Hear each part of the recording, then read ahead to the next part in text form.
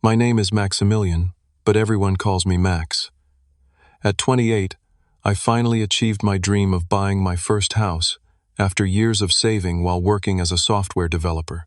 The pride I felt walking through my own front door was indescribable, especially coming from a family where privacy was just a theoretical concept. Never did I imagine that my sanctuary would be invaded so quickly until that Tuesday evening when I came home, exhausted to find my parents casually sitting in my living room like they owned the place. Before I continue this story, drop a comment letting me know where you're watching from. Hit that like button and subscribe to see more stories about standing your ground against family overreach. Growing up in the Morgan household meant accepting that privacy was a luxury, not a right. My father Richard, a micromanaging accountant, and my mother Karen, a helicopter parent before the term was even coined, operated on the firm belief that family has no boundaries.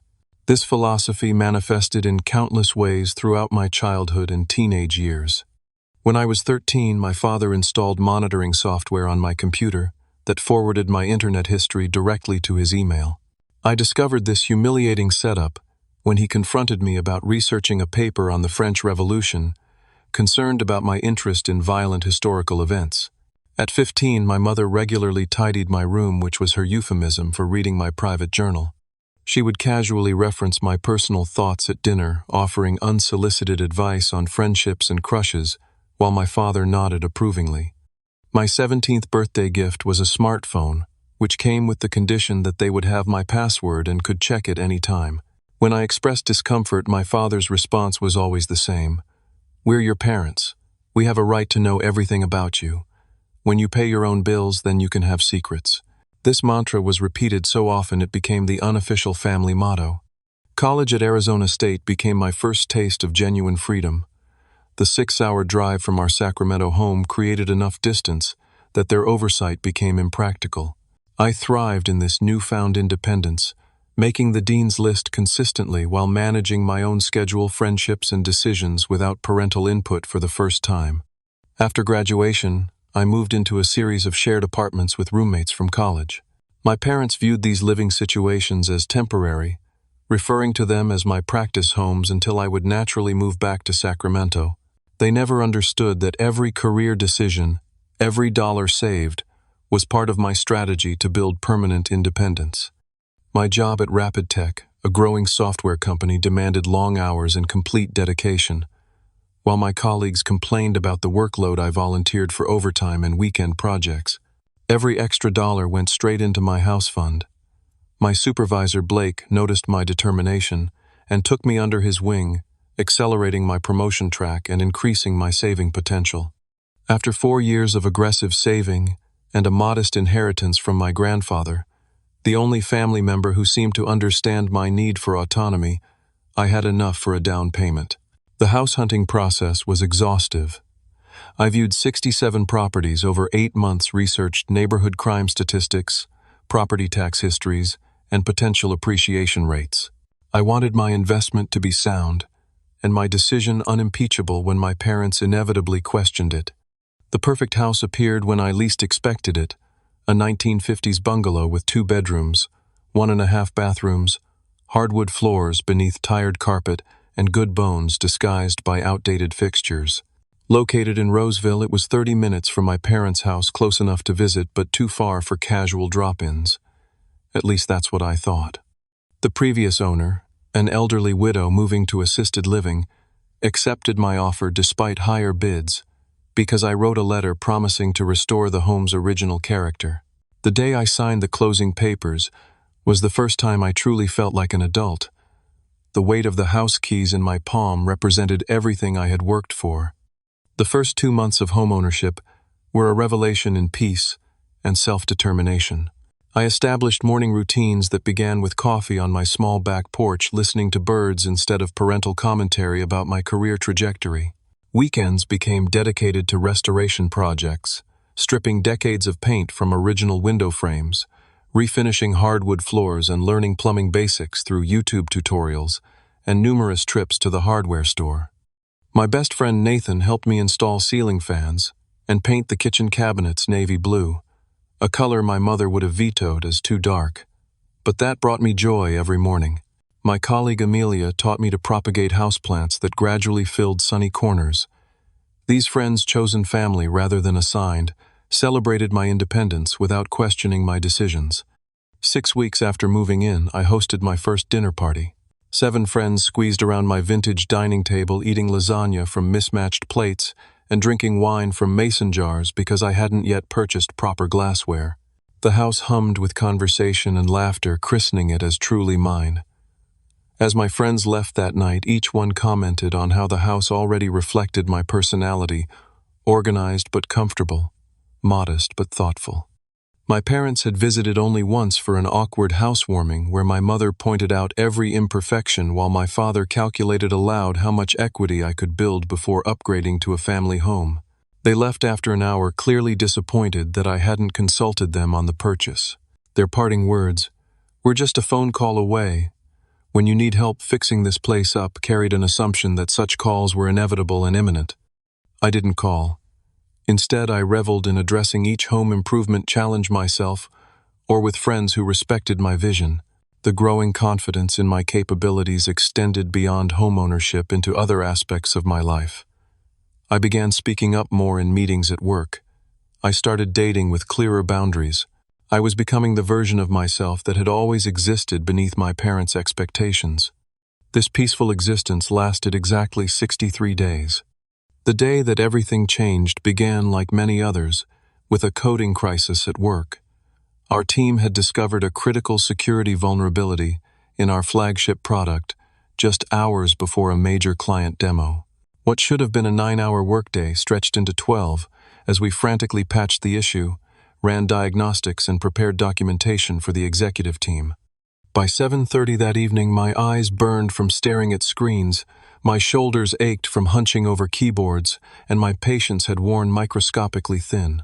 My only consolation was the thought of my quiet house, waiting for me, specifically the leftover Thai curry in my refrigerator and the expensive bottle of Blanton's bourbon I'd been saving to celebrate my first successful solo project deployment. I stopped at Magnolia Market on the way home to grab fresh limes for my planned celebration drink. The cashier commented on my exhausted appearance, joking that I looked like I needed the entire produce section, not just citrus. Her simple human connection momentarily lifted my mood as I drove the final stretch home, watching sunset colors paint the sky in hues of orange and pink. As I turned onto my street, the familiar sense of pride warmed my chest at the sight of my modest home, until I noticed the lights glowing through my living room windows. My porch light, which operated on a timer and shouldn't have activated for another hour, cast a yellow pool on my front steps. My car slowed involuntarily as confusion gave way to alarm. Had I left lights on this morning? Impossible. My programmable habit of checking them twice before leaving was borderline compulsive. Was someone breaking in? The neighborhood had experienced a string of minor burglaries last month. My heart hammered against my ribs as I parked across the street rather than in my driveway, giving myself space to assess the situation. I called Nathan, speaking in hushed tones as I explained the situation. He advised calling the police, but something in my gut urged caution. "Let me peek through the window first," I whispered, approaching my own home like a trespasser. As I crept up the side path toward the bay window, the sound of familiar laughter froze me in place. Through a gap in the curtains I hadn't fully closed that morning, I saw them, my parents, comfortably ensconced on my sofa, as if they belonged there. My mother sat with her shoes off, feet tucked beneath her, flipping through a home decor magazine I didn't recognize. My father, tumbler in hand, was watching my television and helping himself to the Blantons I had been saving. The surreal sight momentarily disconnected me from reality. Had I given them a key I'd forgotten about? Had we planned a visit that slipped my mind during the workday chaos? No, neither explanation fit. This was unauthorized entry regardless of our blood relation. I ended the call with Nathan promising to update him later and took 3 deep breaths before inserting my key into the lock. The sound prompted immediate movement inside. As I pushed open the door carrier bag of limes dangling from one wrist and laptop bag from the other, my parents looked up with expressions not of guilt, but of casual expectation. "There you are," my mother exclaimed, as if I were late to an appointment in my own home. "We were wondering when you'd get back." The living room I had left immaculate that morning had been subtly rearranged. My reading chair now angled toward the television instead of the window. A new throw blanket I'd never seen covered part of my sofa.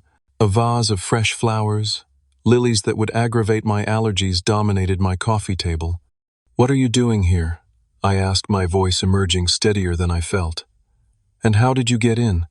My mother smiled indulgently, the expression she typically reserved for what she considered my amusing overreactions. From her purse, she extracted a silver house key attached to a keychain, featuring a photo of our family from my high school graduation. "We thought we'd surprise you." She waved the key like it was a completely normal thing to possess without my knowledge. "Now it's family property, so let's not make a big deal out of it.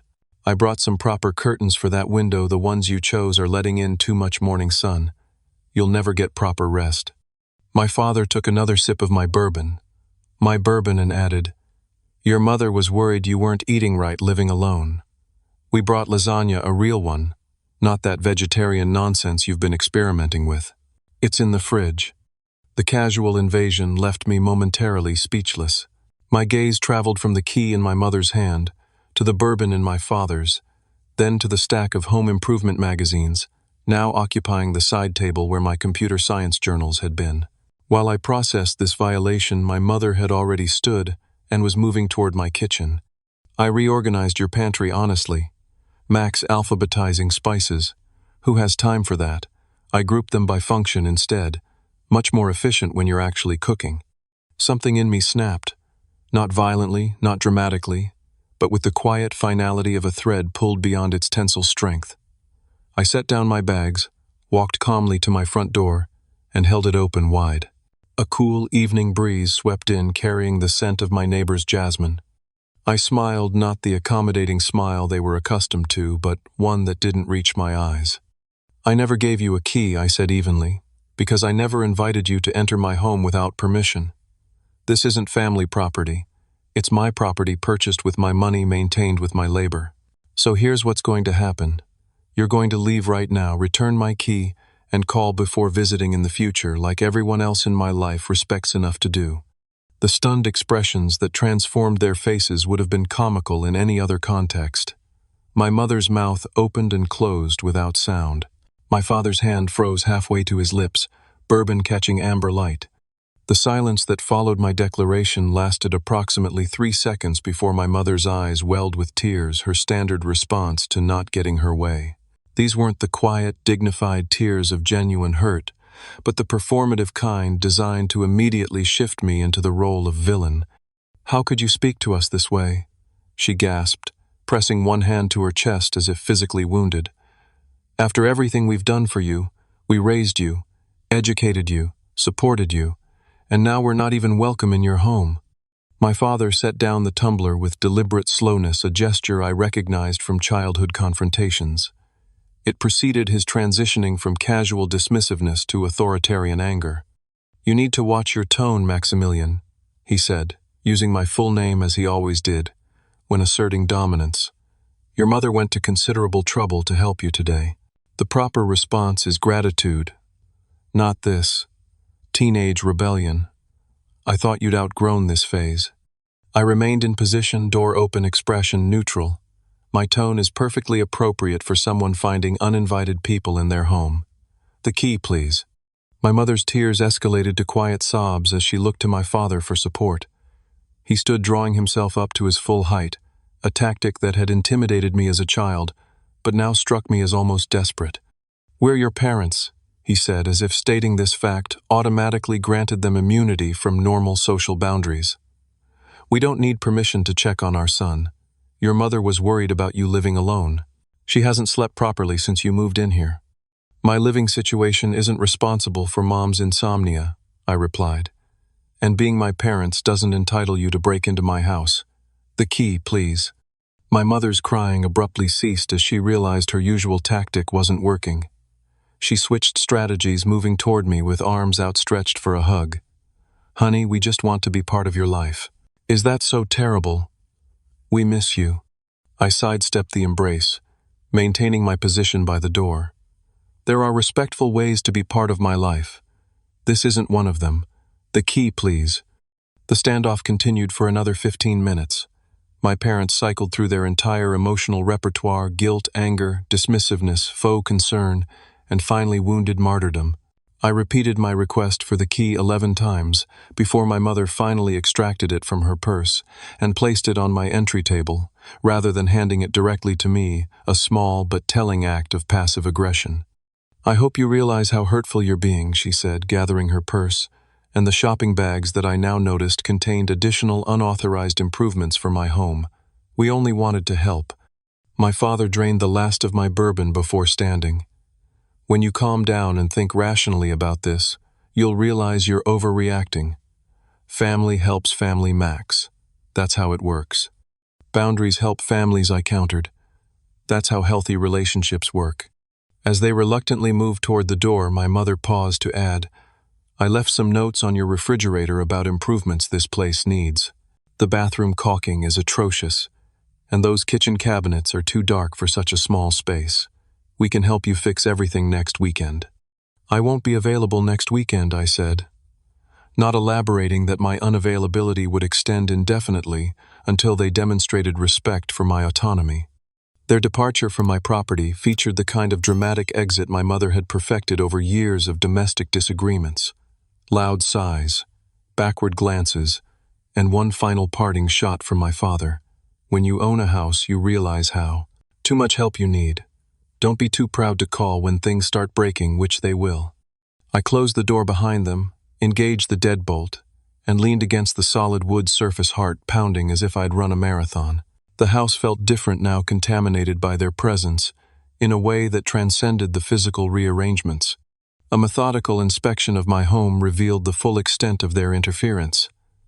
My mother had indeed reorganized my pantry, grouping spices in a system comprehensible only to her. She'd replaced my shower curtain with a floral pattern that clashed with my bathroom tiles. My carefully curated bookshelf had been rearranged with certain books, notably those on personal boundaries and psychology, mysteriously relegated to the bottom shelf. Most disturbingly, my home office showed signs of thorough examination. Computer cables that I meticulously arranged in a specific pattern had been unplugged and reconnected haphazardly. My filing cabinet drawer wasn't fully closed, a cardinal sin in my organizational system, and my notebook containing personal reflections and future plans had been moved from its drawer to the desktop. The refrigerator bore 7 yellow sticky notes with my mother's looping handwriting, each detailing urgent improvements ranging from "replace bathroom faucet, current one wastes water," to "consider lighter curtains, too masculine and dark." In here, the final note simply read, "Spare bedroom would make perfect nursery someday. Let's discuss paint colors next visit." Sleep evaded me that night despite my physical exhaustion. I lay awake replaying the confrontation, analyzing whether I could have handled it differently while still maintaining my boundaries. Around 2 in the morning, my phone began buzzing with text messages. From Mom. "Just checking you're okay. You seemed very stressed. Remember, your blood pressure tends to run high like your father's outer. Tends to halder. Juster." From Dad. "Your mother is upset. Call her tomorrow and apologize. We're only trying to help." From Mom again. "Found this article about the dangers of living alone. Sending you the link. Lots of break-ins in Sacramento area recently." From Dad again. "That bourbon is overpriced.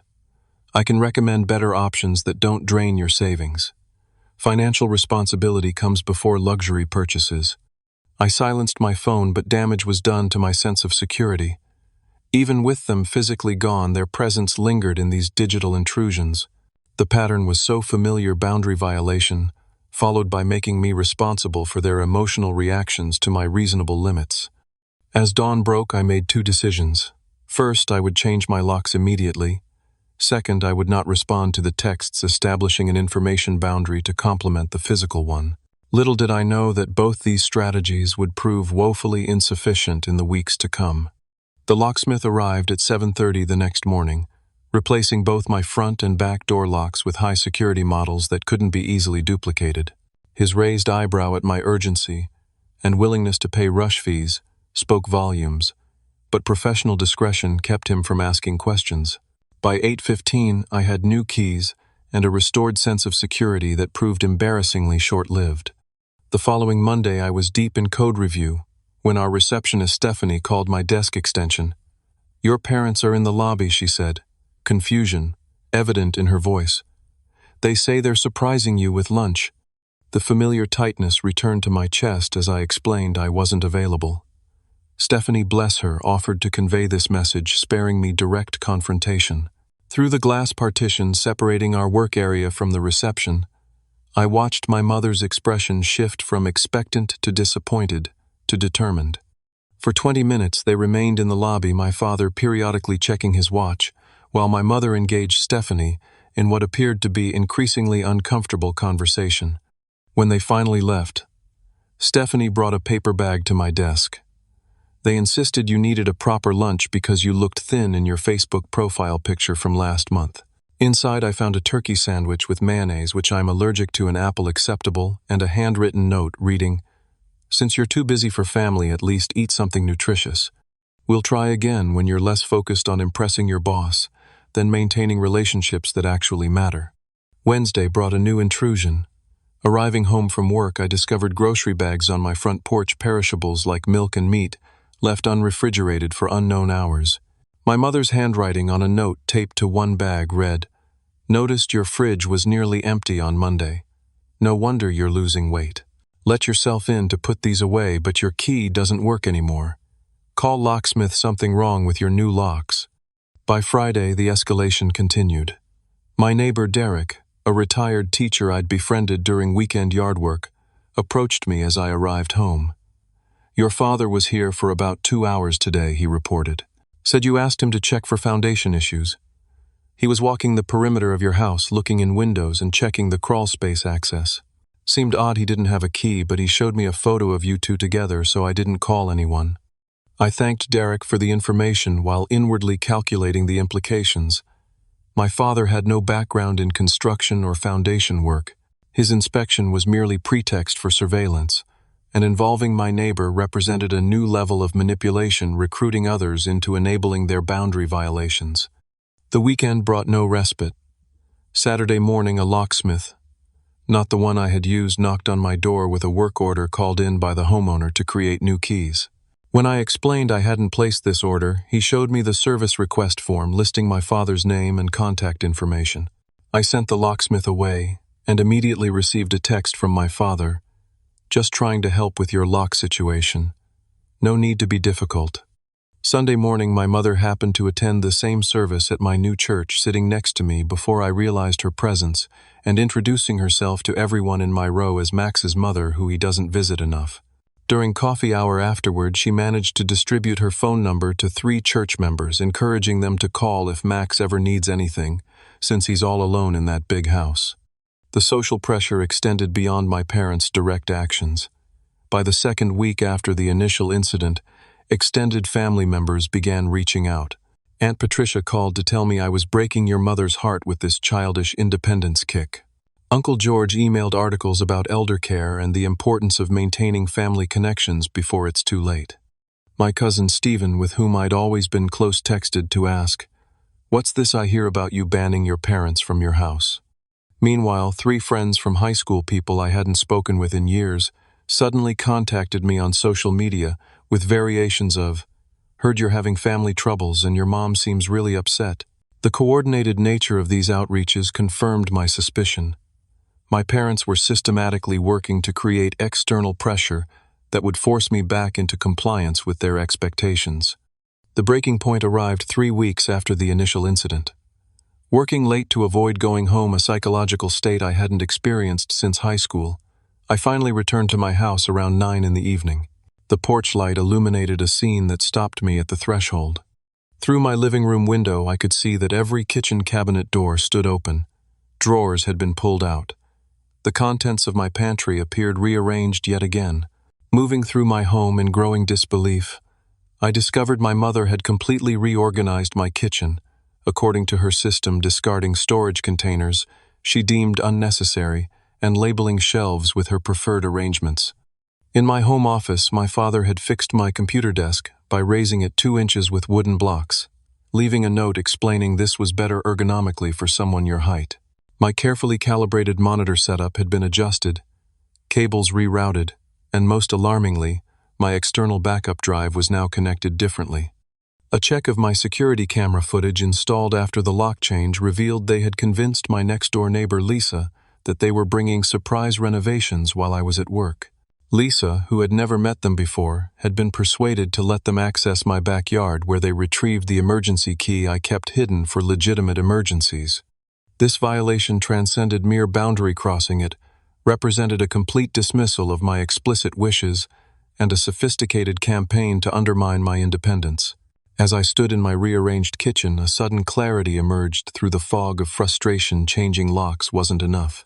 I needed a comprehensive strategy to address the psychological and social dimensions of this conflict, not just the physical access.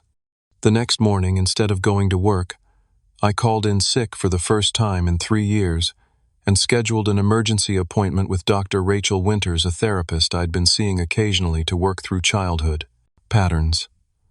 I arrived at her office with dark circles under my eyes and a 3-page typed list of boundary violations that had occurred in just 3 weeks.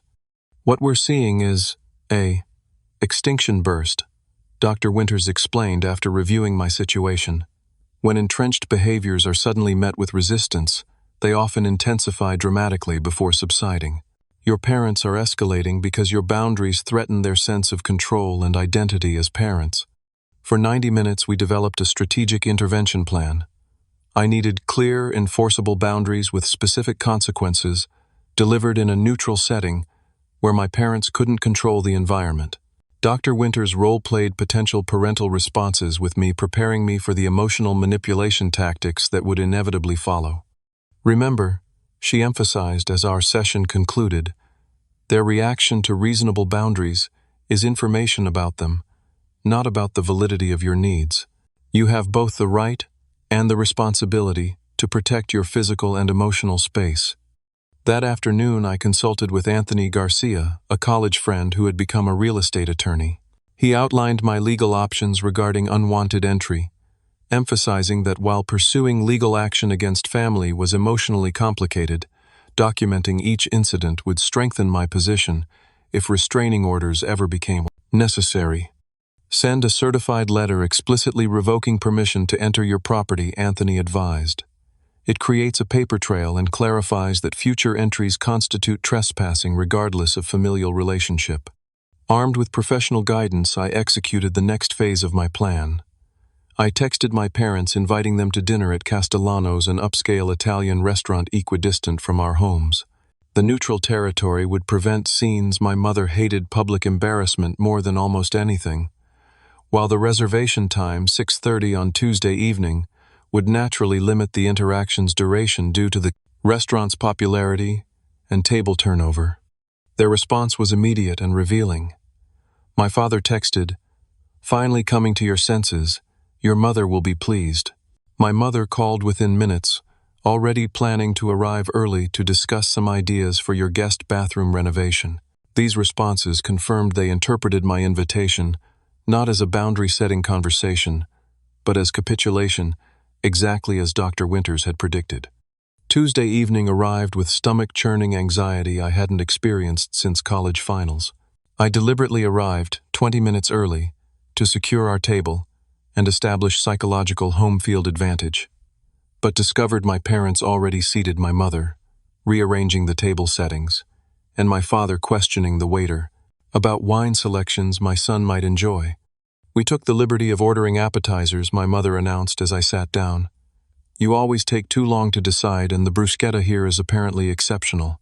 And I've selected a Barolo that won't break your budget," my father added. "The markup on wine in restaurants is highway robbery, but this one's reasonable." Their presumptiveness extending even to this meal I had initiated and would be paying for perfectly illustrated the dynamic I needed to address.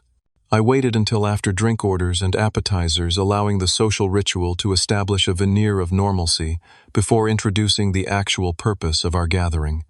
"I invited you tonight because we need to discuss something important." I began, keeping my voice measured despite my racing heart. "The current dynamic between us isn't working, and I want to establish healthier patterns before our relationship suffers permanent damage." My mother immediately reached for my hand across the table. "We've been so worried about exactly that. You've been distant and cold, and we're concerned about your isolation in that house. Your father and I have been talking about—" "Please let me finish," I interrupted gently but firmly. "This isn't about my house or my lifestyle choices. It's about boundaries and respect between adults." I removed a small note card from my pocket, not because I needed notes for this conversation I'd rehearsed repeatedly, but because the physical object provided a concrete focus. I want to be clear about 3 specific boundaries going forward. First, no one enters my home without explicit invitation each time. Having a key which was obtained without my knowledge doesn't constitute ongoing permission to enter. My father's expression darkened. "That's ridiculous. We're family, not strangers." Second, I continued as if he hadn't spoken. "My personal and professional spaces are mine to organize and maintain according to my preferences.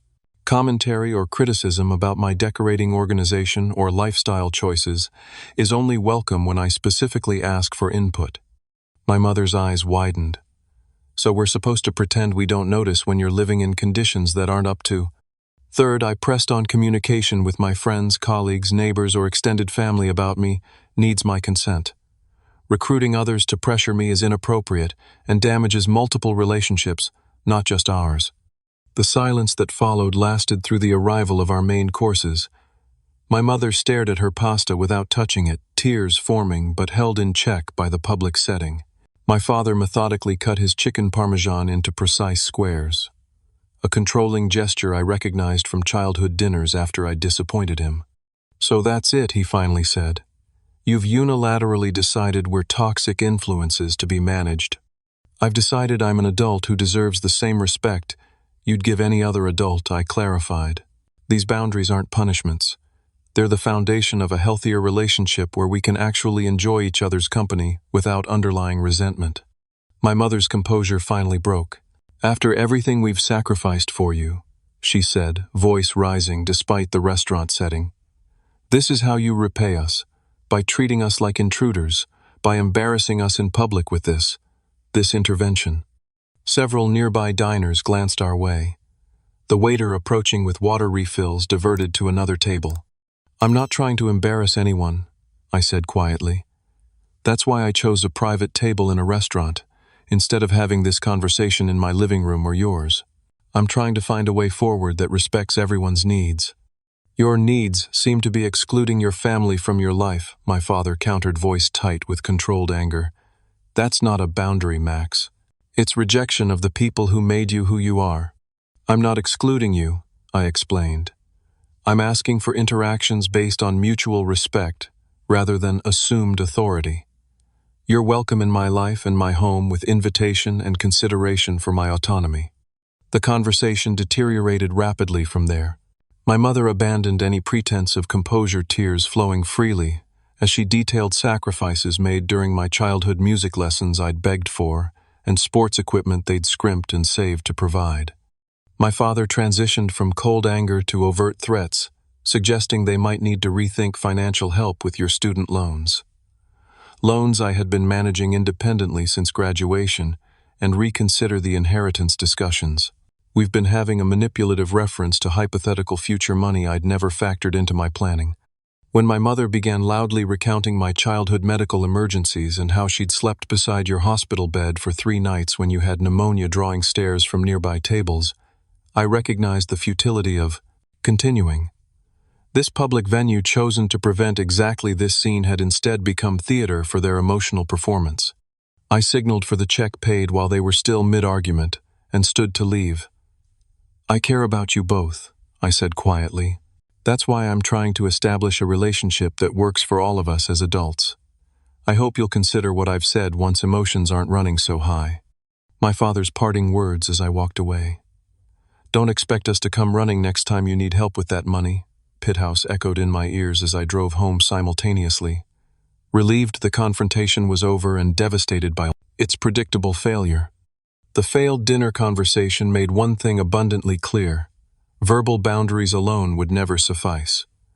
The following morning I implemented the comprehensive security plan Anthony had helped me develop. A locksmith installed commercial-grade deadbolts with keys that couldn't be duplicated without signed authorization forms. Electronic keypads with programmable codes replaced traditional locks on both exterior doors, allowing me to grant temporary access when appropriate without distributing physical keys.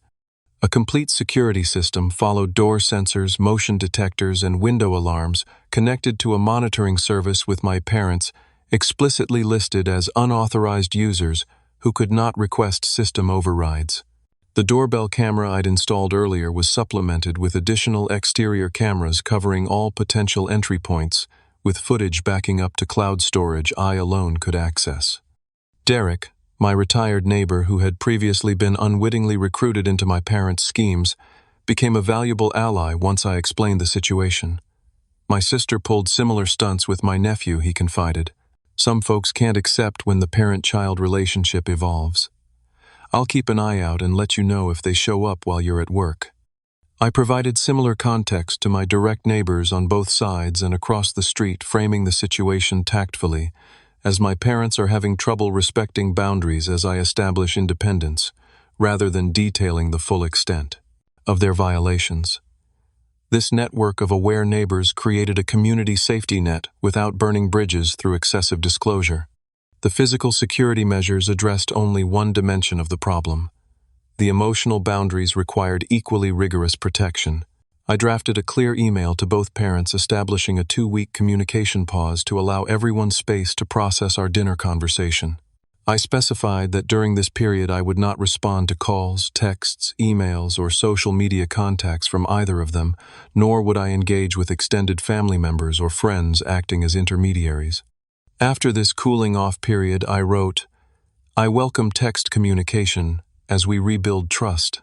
In-person visits can resume once we've established a pattern of respectful digital interaction with advance notice and explicit invitation required each time." The response was predictable but still painful. My mother called 7 times in the hour after receiving my email, leaving increasingly distraught voicemails ranging from, "I can't believe you'd cut off your own mother," to, "What if there's a family emergency?" My father's approach was more coldly strategic, with a single email outlining all the ways my immature behavior would damage my relationships, career prospects, and future happiness. True to my word, I didn't respond to either, though each contact tested my resolve. I temporarily muted family members on social media and created email filters to direct their messages to a folder I could review when emotionally prepared, rather than having them ambush my inbox. The first test of my new boundaries came sooner than expected. 3 days into the communication pause, my security system alerted me to activity at my front door while I was at work.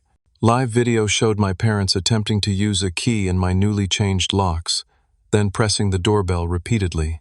When these efforts failed, my father circled to the back door, while my mother remained at the front, creating a 2-pronged attempt to gain entry.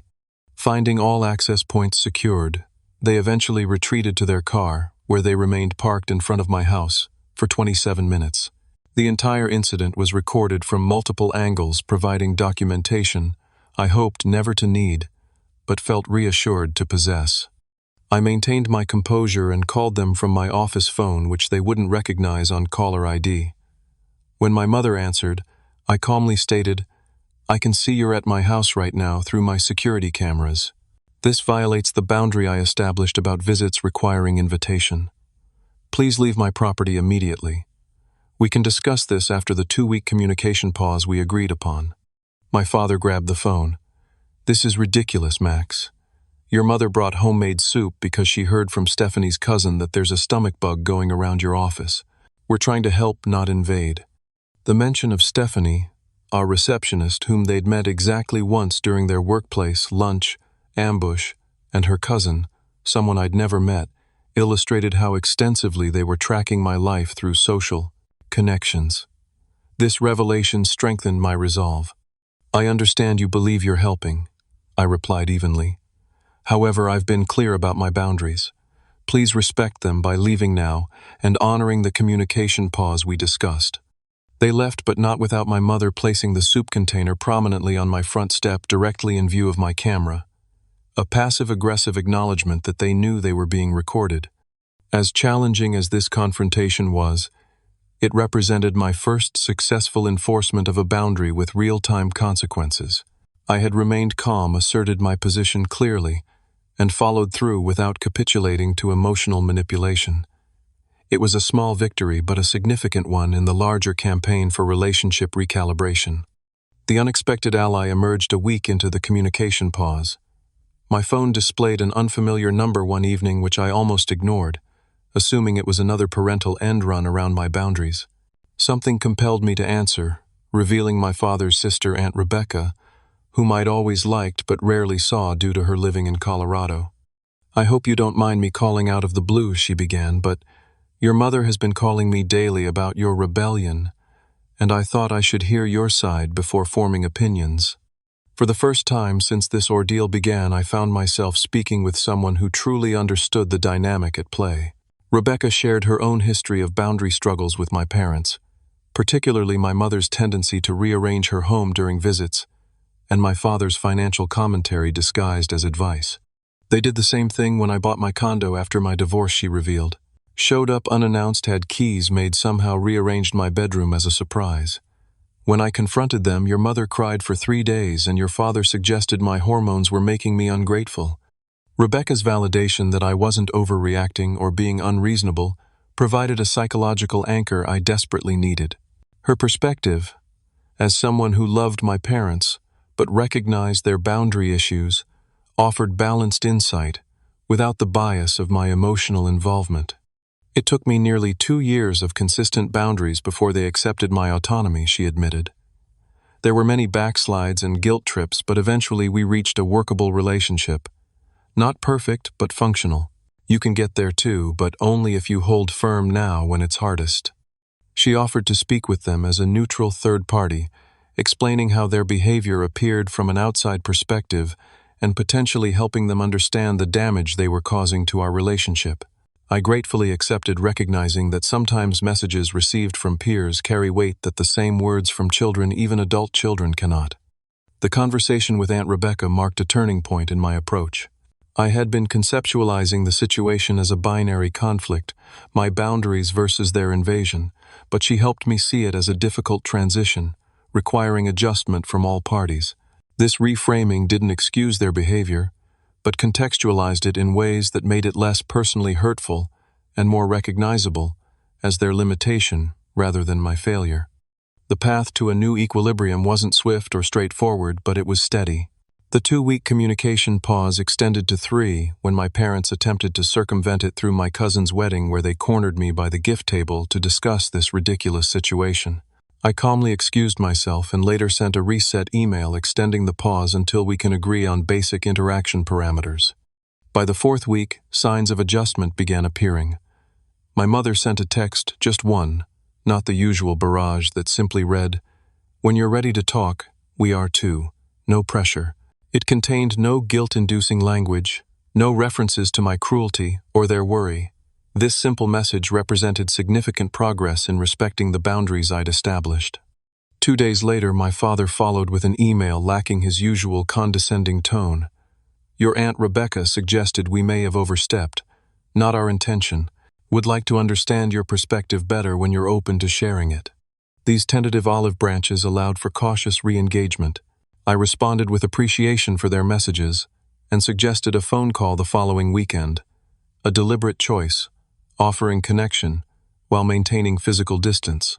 The call, while occasionally tense, remained largely productive as I re-emphasized my boundaries, and crucially, they actually listened without immediate dismissal. 3 months after the initial confrontation, we reached a fragile but functional understanding. My parents would call or text before any visit, waiting for affirmative response before arriving. They no longer commented on my home organization or decor unless I specifically sought their input. Most significantly, they began recognizing me as an independent adult with valid preferences rather than a child making choices they needed to correct. The first respectful visit occurred 4 months after the incident. My mother called 3 days in advance, asking if Sunday afternoon would be convenient for them to stop by. She specified they would stay for approximately 2 hours and asked if there was anything they could bring rather than assuming what I needed. My father called the morning of the visit, confirming their arrival time and checking if it was still convenient. These seemingly small courtesies represented monumental shifts in our dynamic. During the visit itself, my mother visibly bit her tongue when she noticed I'd painted my guest room a deep blue she would never have chosen. My father refrained from interrogating me about my retirement contributions when I mentioned a work bonus. They were clearly making efforts, however uncomfortable, to respect the boundaries we'd established. As our relationship recalibrated, I noticed positive ripple effects throughout other areas of my life. The confidence gained from standing firm with my parents translated to greater assertiveness at work.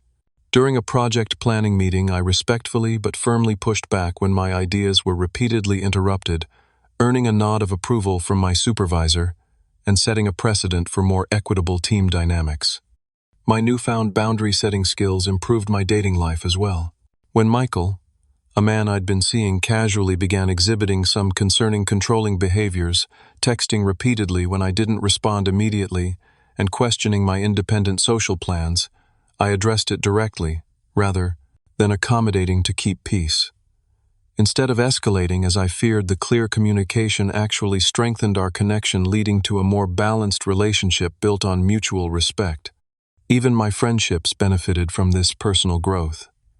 I found myself more comfortable expressing preferences rather than defaulting to people-pleasing behaviors. When my friend Jordan suggested a restaurant I disliked for our monthly dinner, I simply offered an alternative rather than silently acquiescing as I would have previously. This authenticity paradoxically deepened our connection, rather than creating the conflict I would have once feared. 6 months after that Tuesday evening when I found my parents in my living room, I hosted a small housewarming party, the proper celebration my home deserved. My parents attended as invited guests, arriving at the specified time with a thoughtful housewarming gift, a custom address stamp I had actually mentioned, wanting rather than unsolicited home improvements. Watching them interact respectfully with my friends, colleagues, and neighbors, introducing themselves without embarrassing childhood stories or undermining comments, I felt a complex mixture of emotions: pride in our collective growth, gratitude for the difficult but necessary confrontation that catalyzed change, hope for the evolving relationship we were building on healthier foundations. That evening, as my father helped clean up without rearranging my kitchen, and my mother complimented my home without suggesting improvements, I recognized the profound truth that had emerged from this challenging chapter: ownership extends far beyond property deeds and mortgage payments. True ownership encompasses your decisions, your boundaries, and your right to define relationships on mutually respectful terms. The house keys in my pocket represented more than access to physical space. They symbolized the authority to determine who entered both my home and my life, under what conditions and with what expectations. This authority wasn't selfishly guarded, but thoughtfully administered, creating space for genuine connection rather than obligatory compliance. As my last guests departed, and my parents prepared to leave without assumptions about staying over or returning unannounced, my mother paused at the door. "Your grandfather would be proud of this place," she said simply, "and of you." The comment, free from manipulation or hidden agenda, felt like the final confirmation of our new dynamic. We had traversed a difficult path together and emerged with something more valuable than unquestioned access or authority. We had built mutual respect. Sometimes the most loving thing you can do is say no to those you care about most, not out of rejection or spite, but from commitment to authentic relationship. In establishing these boundaries, I hadn't lost my family. I'd created the foundation for a healthier one. Have you ever had to set difficult boundaries with family members who didn't respect your independence? Share your experience in the comments below. If my story resonated with you, please hit that like button and subscribe for more real-life lessons about navigating complicated relationships. Thank you for listening, and remember, owning your boundaries is the first step to owning your life.